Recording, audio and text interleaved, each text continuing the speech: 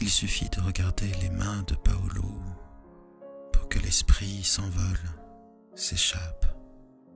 Ses mains qui courent sur l'ivoire du clavier, ou non plutôt, ses mains qui dansent, car c'est une danse hypnotique. Et de cette danse merveilleuse, gracieuse, naissent les sons les plus doux, les plus subtils. C'est aussi un langage, comme l'est la langue des signes, mais quelque chose de plus gracieux, quelque chose de plus subtil. Un langage des émotions. Et lorsque vous l'entendez jouer ainsi, vous savez bien que ce n'est pas un monologue. C'est tout d'abord son âme qui s'exprime, ses émotions qui marquent directement votre cœur, qui se gravent, un peu comme sur ces phonographes qui viennent d'être inventés. Et puis il y a quelque chose de mystérieux dans la musique. Vous avez entendu dire qu'au royaume de Dahomey, loin, loin en Afrique, il y a une religion qu'on appelle le vaudou. Là-bas, les hommes et les femmes se laissent posséder par la musique, par le rythme des tambours. Et ce sont leurs dieux, les Iwa, qui s'emparent d'eux. Alors là, bien sûr, ce n'est pas le rythme des tambours. C'est quelque chose de bien plus doux, de plus mélodieux. Mais il y a bien quelque chose qui s'empare au fur et à mesure de votre âme. On dit que la musique adoucit les mœurs, mais elle adoucit bien plus que cela. Elle adoucit l'esprit, elle adoucit le corps, elle adoucit le cœur. Et je crois vraiment aussi, elle adoucit l'âme, car elle sait véhiculer quelque chose d'ineffable, de beau, de transcendant, qui nous touche et auquel on ne saurait donner de nom. Alors, une telle chose, que pourrait-elle toucher sinon cette partie invisible, cette chose plus subtile que tout, l'éther de nos êtres, notre âme. Il est facile de fixer un point, de regarder ses mains courir sur le clavier, et puis de sentir sa présence, la présence de Paolo, cet ami merveilleux. Il y a aussi Audrey, qui n'est pas loin. Quelle chance vous avez d'avoir comme amis deux pianistes, deux virtuoses, qui peuvent venir à n'importe quelle heure du jour et de la nuit. C'est pour cela que, dans le salon de votre hôtel particulier, vous avez fait installer un beau piano, un Steingräber und Söhne. Vous ne saviez pas vraiment ce que c'était, mais on vous a dit que c'était ce qu'il y avait de mieux. Et effectivement, le piano est un peu trop puissant, son son un peu trop fort pour le petit salon de votre hôtel particulier. Et ce que vous aimez par-dessus tout, c'est cet état dans lequel vous entrez, cet état qui fait penser à ce que le professeur Charcot fait avec ses patients. Il les hypnotise, il les fait entrer dans un état différent, où l'inconscient s'exprime davantage. Et vous sentez bien que le corps, au fur et à mesure, se dirige vers cet état-là. Alors, vous prenez 2 inspirations profondes, comme pour passer à autre chose, comme si vous pouviez inhaler la musique. C'est ça, saisir les notes dans l'air et les laisser se diffuser dans les poumons et bien au-delà, dans le corps entier, et se laisser porter ainsi de plus en plus vers la transe. Il vous semble que c'est le mot que l'on utilise pour le vaudou, mais aussi pour ceux qui vivent un état hypnotique. Vous vous souvenez vaguement de Mesmer? Il était autrichien, je crois. Une histoire de baquet, de fluide animal, des guérisons mystérieuses, des hommes et des femmes de l'aristocratie, possédés par quelque chose de merveilleux, et puis ils se sont succédés pendant tout le 19e siècle. Mais vous n'avez pas besoin de ça. Vous avez votre hypnose avec la musique. Vous le regardez maintenant. Vous regardez son visage. Lui aussi est de plus en plus en transe. Lui aussi se laisse porter par ses émotions. Elles s'impriment sur son visage, dans son corps entier. Et c'est étonnant, c'est comme s'il était là et en même temps absent, ou plutôt présent à quelque chose d'autre. Est-il vraiment de ce monde? Est-il ici, maintenant, dans la réalité et ailleurs, en même temps, dans un monde, non pas d'idées, mais de musique, dans des sphères plus hautes? Alors votre respiration devient plus profonde, plus calme. Oui, comme ça. Et vous sentez que vous entrez de plus en plus en transe. Et il y a ce mot qui vous revient en mémoire. La synesthésie. Ce mot vous est revenu comme ça, sans raison. Et pourtant, selon Freud, tiens, c'est amusant, encore un Autrichien, les choses n'arrivent jamais sans raison. Il y a quelque chose qui parle en nous, qui s'appelle l'inconscient. Ça pense, ça ressent. C'était quoi encore, la synesthésie? Je crois que c'est la possibilité de voir des choses que l'on entend, d'entendre des choses que l'on voit, de même pouvoir ressentir des odeurs en écoutant des sons, des couleurs en lisant un livre. Mais n'est-ce pas le propre de l'art? N'est-ce pas le propre de la transe que de faire ainsi ce déplacement, ce mélange, ce dépassement, oui. Alors, c'est vrai qu'en écoutant cette musique, des images, des sons, des sensations s'installent. Peut-être des paysages, peut-être des souvenirs. Et parfois, c'est quelque chose de conscient, on l'observe, et parfois, ça semble même inconscient, on décroche tout à fait.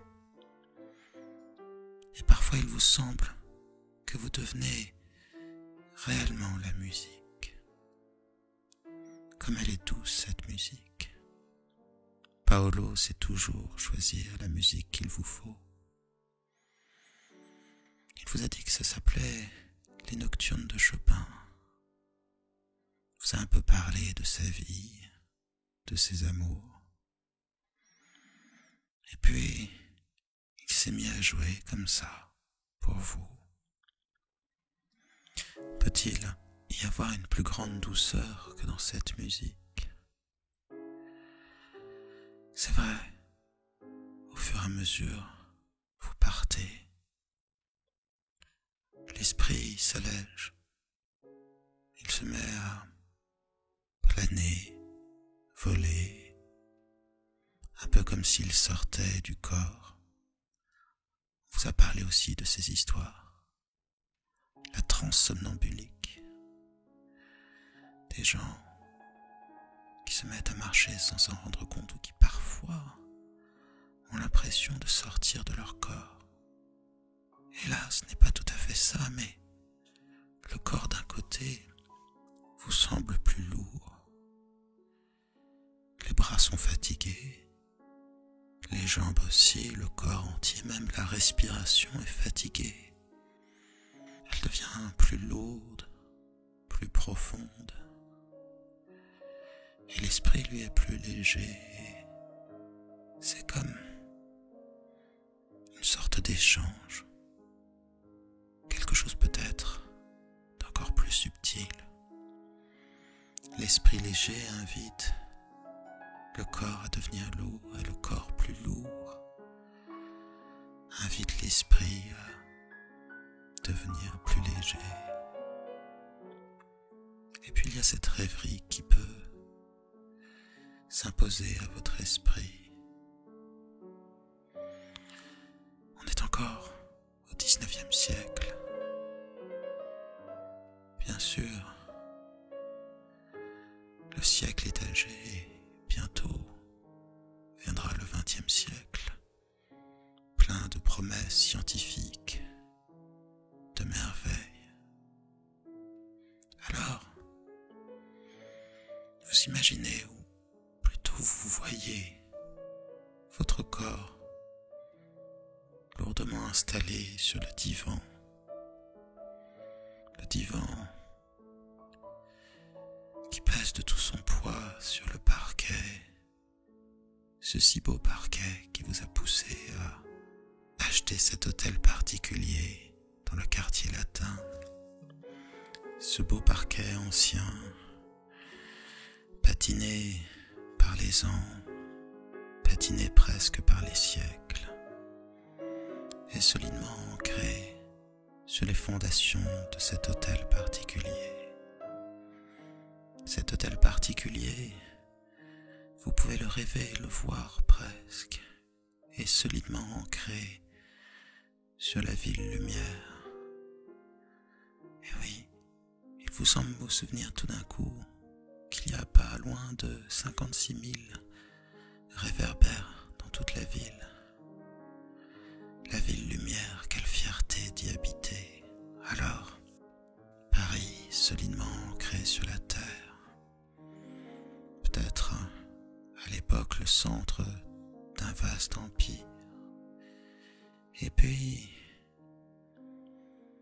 Paris, la terre, ancrée dans le système solaire. Quelle folie d'ailleurs d'avoir installé en haut de cet hôtel particulier un espace d'observation pour regarder les astres avec ce beau télescope en cuivre que vous avez acheté. Alors, vous pouvez imaginer la Terre dans le système solaire. Le système solaire ancré dans la galaxie. La galaxie ancrée dans l'univers. L'univers solidement ancré dans le temps.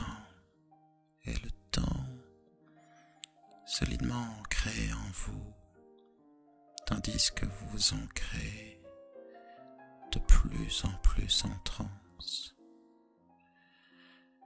Alors, à quel moment exactement a-t-on changé de musicien? À quel moment est-ce Audrey qui a remplacé Paolo? Il y a quelque chose de différent dans la danse de ses doigts, quelque chose de plus maîtrisé. Vous avez soudain l'impression qu'elle a peut-être fait de la danse classique, car vous sentez l'organisation et aussi la grâce. quand vous regardez ensuite son visage, vous voyez bien qu'il y a quelque chose de différent. Une sorte de gravité sur son visage. Une intériorité plus grande peut-être que chez Paolo, ou non, pas plus grande, différente. C'est comme si elle recevait en elle la musique, comme si elle essayait de la servir au mieux. Est-ce que finalement les musiciens sont les prêtres de la musique? Vous ne savez pas pourquoi cette idée vous vient. Peut-être parce qu'il y a quelque chose de sacré et on n'a pas besoin de croire en Dieu pour sentir qu'il y a quelque chose de sacré dans la musique. Qu'essaye-t-on d'entendre? Qu'essaye-t-on de créer? Ce que vous savez en tout cas, c'est que votre corps et votre esprit sont de plus en plus en transe. Une sorte de bien-être. La respiration beaucoup plus lourde. Vous vous souvenez? Vous savez pourquoi ils sont venus? Il faisait trop chaud. Une chaude nuit d'été. À Paris, trop chaude. Et malgré les fenêtres ouvertes, vous n'arriviez pas à trouver le sommeil. Alors ils sont venus. Ils vous ont dit qu'ils avaient une surprise pour vous. Et vous ne savez pas encore ce que c'est, parce que jouer ainsi pour vous, ils l'ont déjà fait. Mais pourquoi l'esprit se décroche-t-il? Où va-t-il quand il arrête de penser? Cessons-nous d'exister un moment, ou sommes-nous alors quelque chose d'autre? L'inconscient s'exprime-t-il davantage? Parce que dans le mystère des pensées, dans ce que l'on peut en percevoir, cette différence que fait Freud entre le conscient et l'inconscient, il paraît qu'il a changé sa copie. Maintenant il parle de moi, de ça, de surmoi. Le moi, c'est le jeu, c'est ce que nous percevons. Le ça, c'est ce qu'il y a en dessous, c'est ce que nous sommes tout entiers, mais que nous n'arrivons pas à voir. Et le surmoi, notre éducation, notre morale, la culture dans laquelle nous baignons. Alors, je ne sais pas pourquoi, tout se mélange ainsi.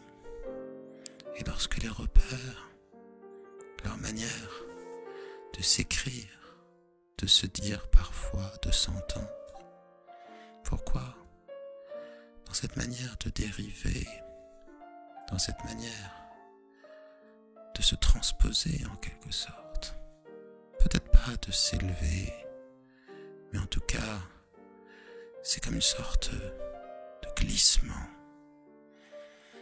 Oui, une dérive vers quelque chose d'essentiel et de premier, quelque chose que nous partageons tous. Est-ce que c'est l'inconscient collectif? Comment s'appelle-t-il encore? Je crois que c'est un des élèves de Freud qui en parle, l'inconscient collectif. Vous avez entendu ça quelque part?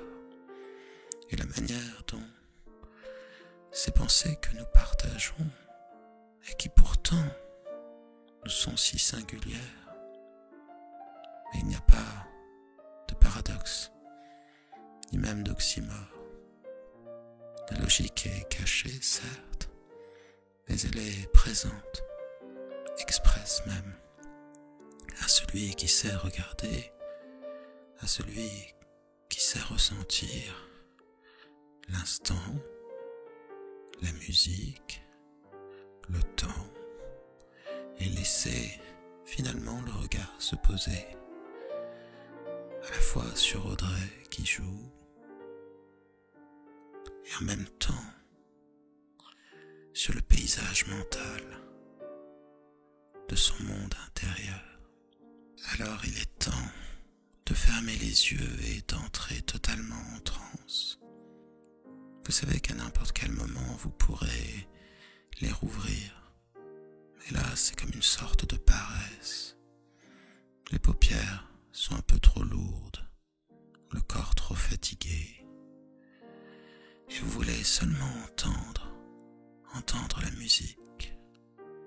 Et ce que vous allez voir, vous le verrez comme sur un tableau, une peinture. C'est ça, une peinture qui se peindrait toute seule. Ce que vous allez voir, ce que vous allez entendre d'autres, peut-être même goûter, sentir, toucher. Tout cela se passera les yeux fermés, pourtant vous allez vous sentir encore plus vivant. Comment est-ce possible? Comment la musique peut-elle véhiculer à ce point des sentiments aussi purs, aussi puissants, plus puissants même que ceux que véhiculent les mots, plus puissants peut-être même que ceux que l'on ressent habituellement. Il y a quelque chose de divin, décidément, à la fois d'immanent et de transcendant dans la musique, de sacré. Alors la respiration devient plus profonde et plus lente. Et vous continuez à vous endormir. On parle de sommeil hypnotique. Oui, c'est ça, c'est le terme. Il paraît que l'on dort, qu'on a l'impression de s'endormir. On se sent un peu autre, et on se sent si bien, c'est divin. Quelle douceur, quel calme. Et puis, cette musique qui semble faite pour la nuit. Bien sûr, ça s'appelle les nocturnes, c'est évident, mais il suffit de penser aux étoiles, à la profondeur de cette nuit noire. Et puis, c'est comme si l'âme voulait devenir poète, saisir le beau. Oui, les nocturnes sont la musique de la nuit. Elle l'incarne. Une nuit douce, une nuit paisible, une nuit d'été, habitée par le silence et les seuls bruits des animaux de la nuit. Comment un morceau de musique peut-il être la nuit? Comment, au travers de sons, peut-on faire vivre toute la complexité d'une nuit? Est-ce que la musique serait une sorte de langage primordial, peut-être? Le langage avant Babel, un langage capable de tout exprimer, de tout représenter, de tout véhiculer.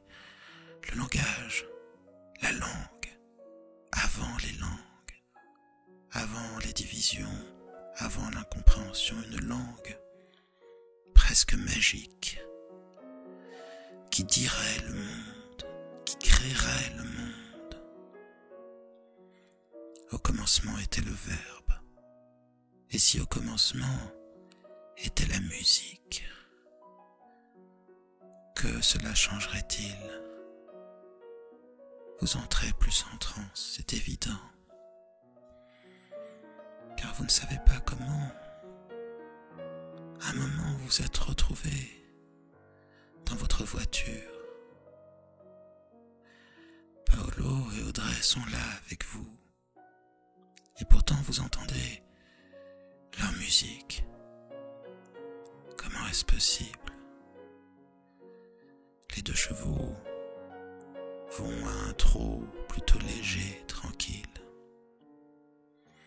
Vous entendez le bruit de leurs sabots sur les pavés de Paris. Et pourtant, il y a cette musique. Paolo et Audrey rient et ils vous sourient. Tu ne te souviens pas? C'est le phonographe que tu nous as acheté. Tu sais, le phonographe d'Edison, là, le truc qui marche avec des cylindres. On a enregistré les nocturnes pour toi. On s'est dit qu'elles iraient bien avec la surprise. Tu te souviens de la surprise? Mais vous m'emmenez où? Vers le bois de Vincennes. Tu peux le voir peut-être déjà. Passe un instant la tête à la fenêtre et regarde, on s'approche. Effectivement, il n'est plus très loin. Et vous pouvez observer au loin la masse des arbres. Et il y a quelque chose de grisant à sentir le vent sur le visage, à continuer à entendre la musique de Paolo et d'Audrey. C'est si nouveau, ce phonographe. Au départ, vous n'y croyez pas, vous disiez, c'est idiot, mais qu'il devait y avoir de petits musiciens à l'intérieur. Oh, vous n'y croyez pas vraiment, bien sûr, mais cela semblait si incroyable pouvoir fixer les mots, la musique, encore mieux que par l'écriture. Vous aviez l'impression de voler quelque chose à la vie, à la nature, au monde. Et là, cette musique qui vous accompagne, le bois de Vincennes qui se rapproche. Mais où va-t-on? Au bois de Vincennes, on te l'a déjà dit. Non mais, où au bois de Vincennes? On t'emmène au lac des Minimes, à l'île de la Porte Jaune. Tu sais, le chalet. Ce soir, il y a une grande fête. Tout le monde est habillé de blanc. Chacun porte un masque blanc pour cacher seulement les yeux. Et tout le beau Paris s'y retrouve. C'est un secret. Il n'y a que les initiés qui vont venir à cette fête. Alors regarde. Il ne te reste plus qu'à porter ce masque. Tu es déjà habillé de blanc. Et nous allons prendre ce canot-là et nous diriger vers l'île de la Porte Jaune.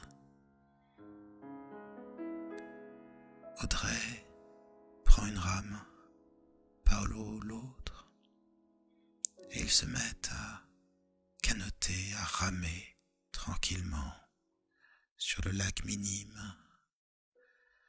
Ce si beau lac, avec ses 3 îles, l'île de la Porte Jaune vers laquelle vous vous dirigez, et aussi l'île Nord et l'île Sud, qui sont consacrées à la nature. De jour, on peut voir plusieurs espèces d'oiseaux qui nichent sur les rives, dans les îles, des poules d'eau bien sûr, des foulques macroules, et même des bernaches du Canada, des colverts, des cygnes tuberculés, des grèbes huppées, de grands cormorans, des hérons cendrés. On y pêche aussi.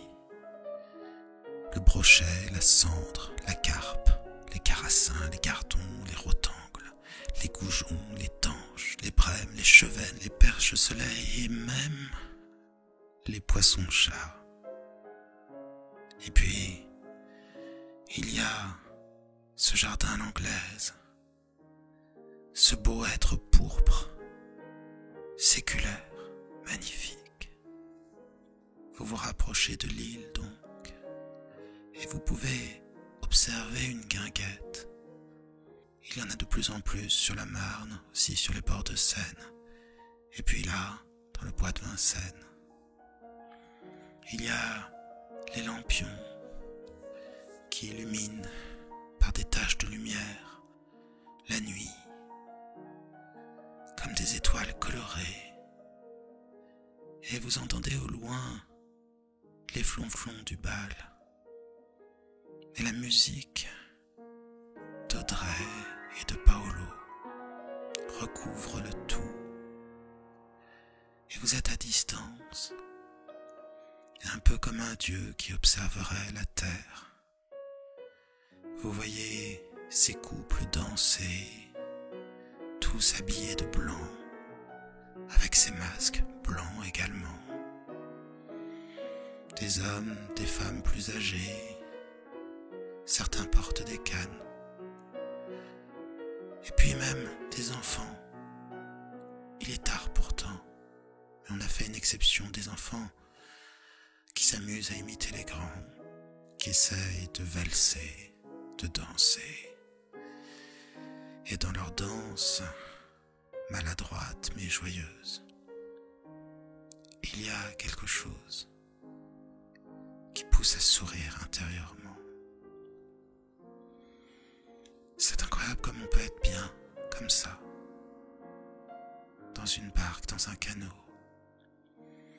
On entend le clapotis de l'eau, on sent la fraîcheur de l'eau, le contraste avec l'air encore tiède.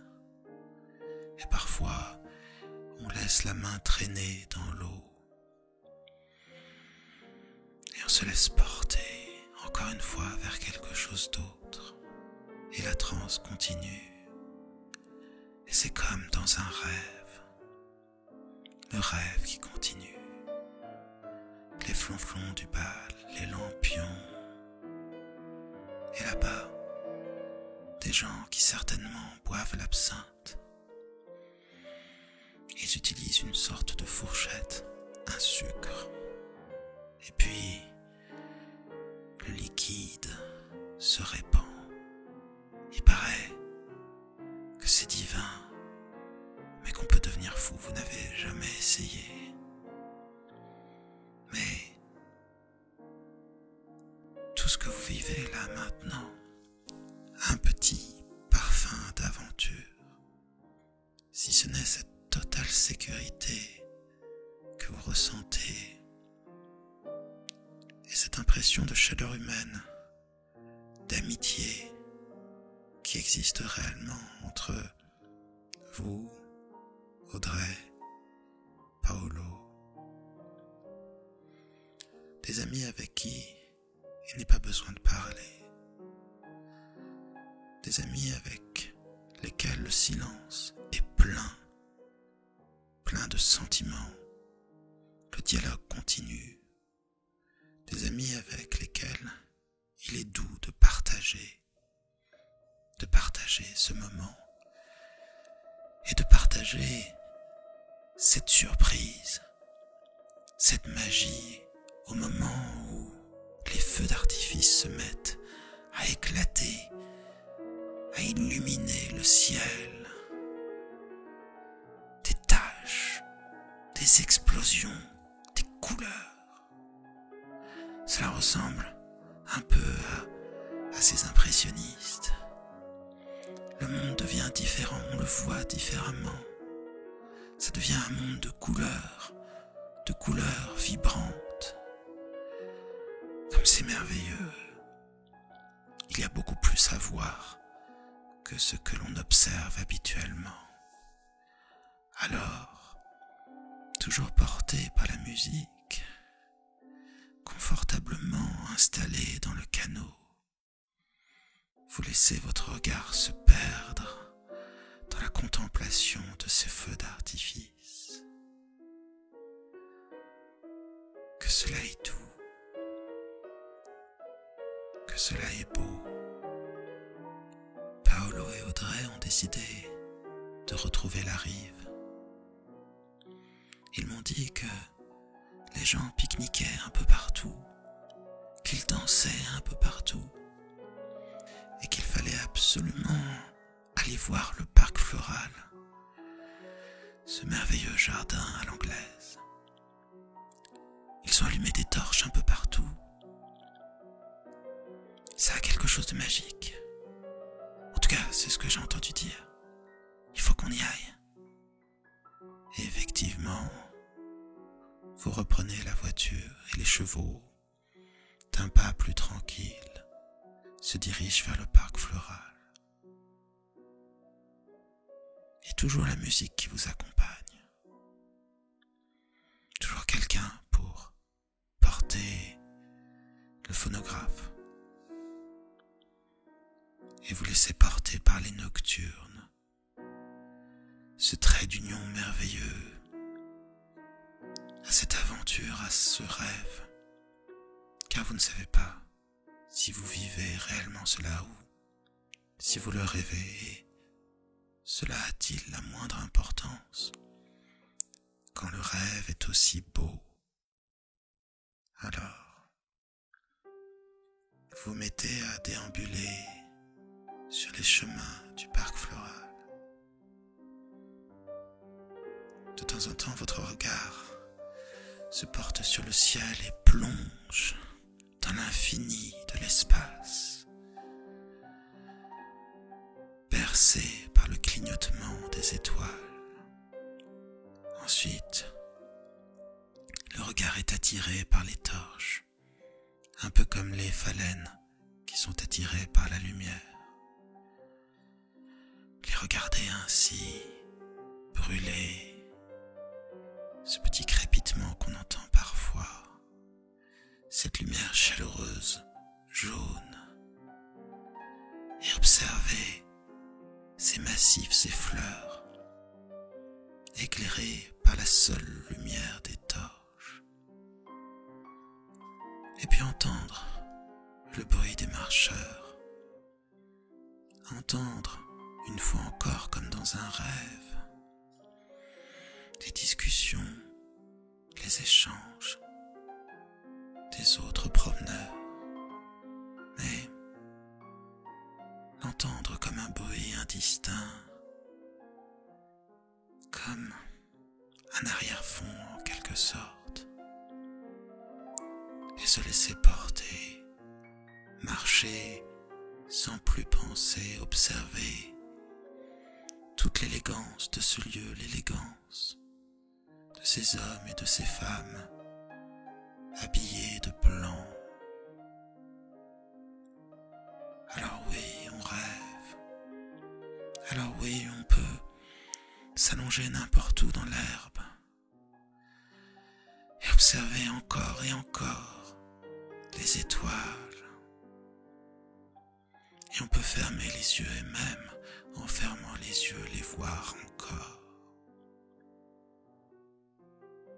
Se laisser porter, rêver, cette rêverie hypnotique, ce sommeil hypnotique. Et ce n'est pas tout. Audrey et Paolo veulent maintenant vous faire visiter le zoo. Ouais, il a été exceptionnellement ouvert cette nuit. Lui aussi est éclairé par les torches. Alors là, c'est tout autre chose. Observez ces animaux, parfois à moitié endormis, parfois réveillés par le bruit des visiteurs, la lumière des torches. Là, cette fois-ci, on n'a même plus l'impression de marcher. On plane on glisse dans un univers fabuleux. Et tantôt c'est l'Afrique, et tantôt c'est l'Asie, tantôt les Amériques, l'Australie, les îles lointaines. Oh, que cela est doux. Et selon la fantaisie de son inconscient, selon le chemin que l'on emprunte, on s'amuse à rêver que l'on est loin, observer des lions à la lumière de la lune et des étoiles, observer des autruches, observer des crocodiles ou des ours blancs là. C'est à la fantaisie de son inconscient de choisir le continent, de le peupler des animaux qui y vivent, et avoir l'impression comme cela d'avoir été transporté loin, un peu comme dans cette histoire où le génie de la lampe ou le génie de la bague, vous ne savez plus, transporte le héros loin en Afrique, dans un pays lointain. Oui, c'est Aladdin, je crois. Les Mille et une nuits, en tout cas, un des contes qui ont été rajoutés par Galland. Ça n'a pas d'importance. L'important, c'est de vivre.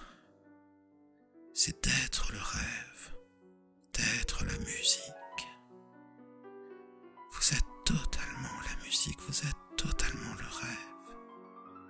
Alors, autour de vous, est-ce un paysage d'Afrique? Peut-être les hauts sommets du Kilimandjaro, la savane.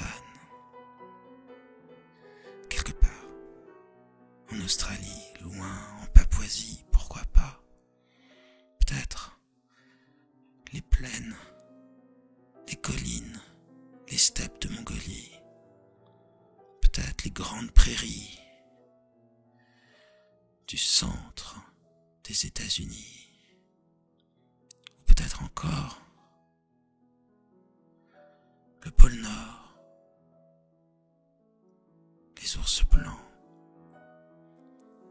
C'est vous qui décidez du chemin, c'est vous qui décidez de ce que vous allez contempler, des animaux que vous allez observer. Et jamais vous ne vous êtes senti plus proche de la nature, plus proche de quelque chose d'ineffable, d'essentiel, tout aussi mystérieux que la musique.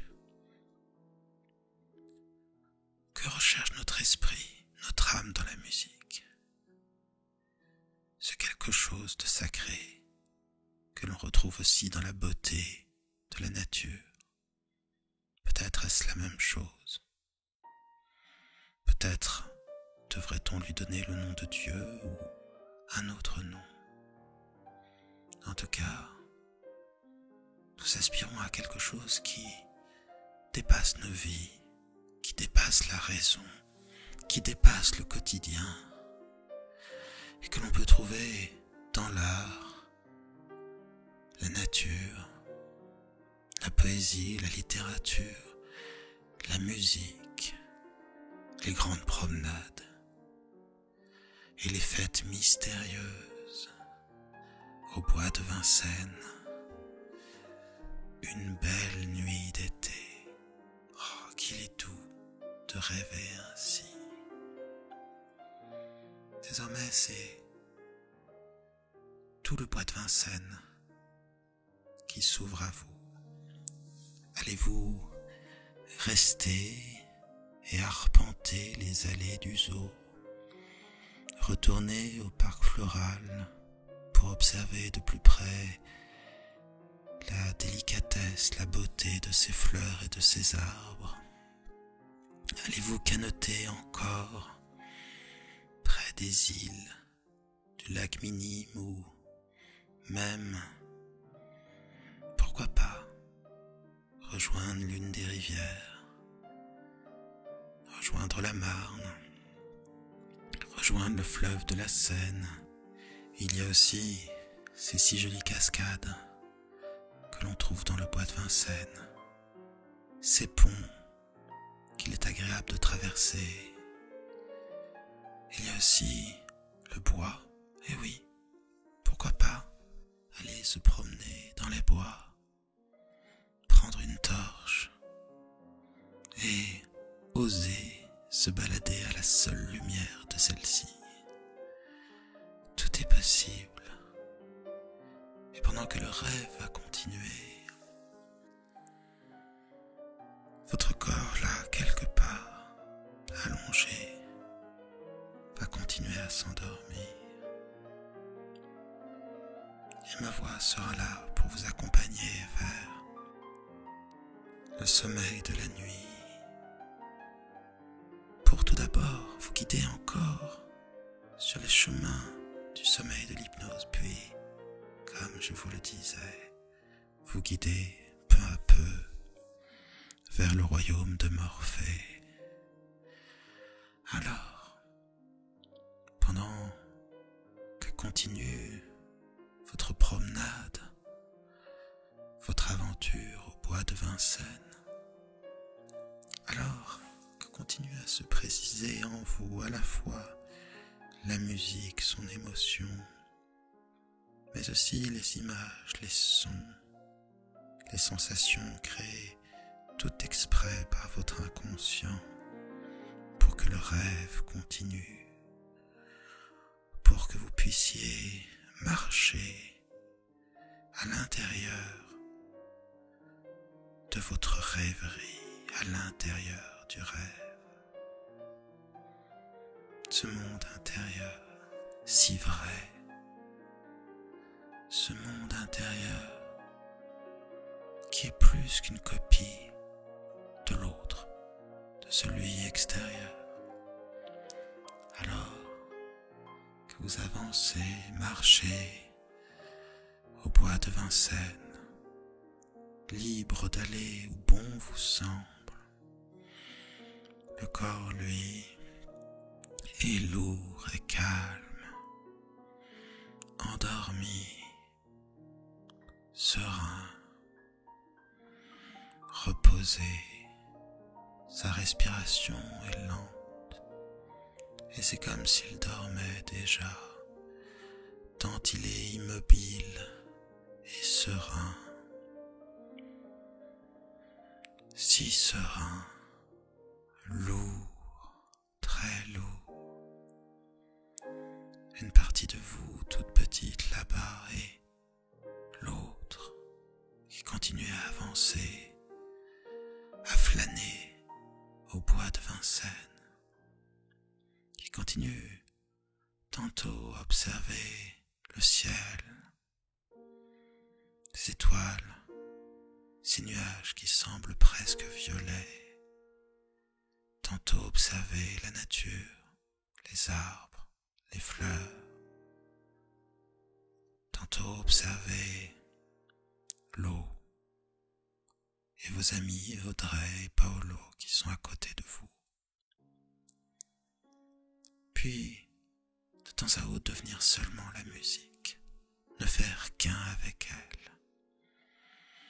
Et si les promeneurs ressentent souvent un sentiment océanique, une connexion avec la nature, vous pouvez avoir cette même connexion avec la musique, cette même connexion avec le rêve, le sommeil de la transe. Ressentir la douceur de la nuit, observer dans le détail, ressentir même les différentes lumières et les ombres si différentes, les ombres qui se portent malgré tout sur le sol la nuit lorsque l'on s'approche d'une lumière. Entendre le bruit de sa respiration, marcher au même pas que ses amis et ne faire qu'un, encore une fois, ne faire qu'un avec la promenade, la nature, ne désirer que le prochain paysage, le prochain pas, la prochaine note. Alors, parfois, la vie s'empreint de poésie, s'imprègne de beauté. Et cette poésie, ce poème, n'est pas qu'un haïku, pas qu'un court poème, un instant volé au monde flottant. Non, parfois, le poème dure. Parfois, l'âme semble n'être que poésie, et le monde, un poème qui dure. Peut-être est-ce ce moment où l'esprit arrive à s'harnacher à la beauté du monde, où chaque respiration permet presque de saisir, de faire vivre en soi le monde autour. Les odeurs deviennent plus subtiles, les sons aussi. On regarde mieux, on entend mieux, on goûte davantage, on respire mieux. Un peu comme si on était devenu un animal, un cerf, une biche par exemple, et que nos sens aiguisés puissent nous faire vivre plus intensément encore la beauté première du monde. Et peut-être est-ce cela, peut-être est-ce le paradis perdu, le jardin d'Éden. Peut-être qu'il existe encore au-delà du monde, ou plutôt caché sous le monde, ou plutôt il est là, il attend celui qui veut bien le voir et le regarder. Car une fois l'esprit attelé à la beauté, tout devient poème. Chaque bruit devient musique, et le cœur exulte, et l'âme en paix semble s'endormir d'un sommeil si doux. Là-bas la promenade, ici le corps lourd, calme, serein, qui s'endort pour s'éveiller au rêve. Et puis la musique, liant le tout, liant les âmes, liant le temps même. La musique, plus essentielle que tout. La musique, ce mystère évident, en cela qu'on le vit à défaut de pouvoir l'expliquer.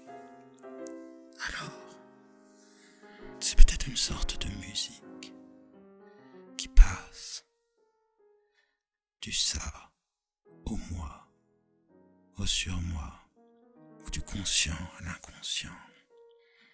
Notre âme elle-même, notre ego, ce qui fait que nous sommes qui nous sommes, peut-être est-ce une musique qui dure le temps de la vie. Et peut-être est-ce cela la musique. Une âme qui vibre au contact d'une autre âme. Ou peut-être qui vibre au diapason de quelque chose de plus sublime encore. La beauté, le sens, Dieu. Donnez-lui le nom que vous voulez. Alors que les rêves, les sensations, le temps même, celui que l'on vit, celui qu'on n'impose pas, que l'on ne construit pas, le temps qui s'écoule telle une rivière, le temps d'une nuit, le temps d'une promenade, le temps d'une pensée, enfin le temps d'un poème, le temps d'une note, le temps d'un silence, le temps d'une amitié, le temps de dormir encore plus profondément, de dériver comme cela, doucement, vers le sommeil le plus profond, le plus parfait, le plus reposant, un sommeil mérité, peuplé seulement de beaux rêves. Vous vous souvenez de cette histoire écrite par Calderon? Cette histoire qui raconte que la vie ne serait peut-être qu'un songe. Et si cela était vrai, ce serait peut-être merveilleux. En tout cas, la vie peut être à la fois un songe et une réalité, de la même manière qu'on peut être conscient et inconscient, conscience et inconscience, le conscient et l'inconscient. Et au-delà des mots, de la représentation des mots comme des vases recueillant le substantifique moelle de la réalité, des mots magiques donc, des mots volés au monde, peut-être au premier temps du monde, alors que vous continuez à dériver vers le sommeil et à vous promener au bois de Vincennes, porté par la douceur de la nuit, le temps qui passe, les sensations elles-mêmes, celles qui disent, celles qui conjuguent, le temps donc, le temps de vivre, d'aimer, de dormir, de rêver. Et dans les silences, le repos. Et dans le repos, d'autres rives, un autre royaume, d'autres temps aussi. Voyager hors du temps peut-être, rêver, dormir, se laisser porter par la nuit, la vivre, sentir la paix, la sérénité, la tranquillité, la douceur du temps. Et à chaque respiration, s'enfoncer davantage dans la douceur donc, la douceur de la transe, la douceur du sommeil. Et lorsque le silence aura pris la place de la musique,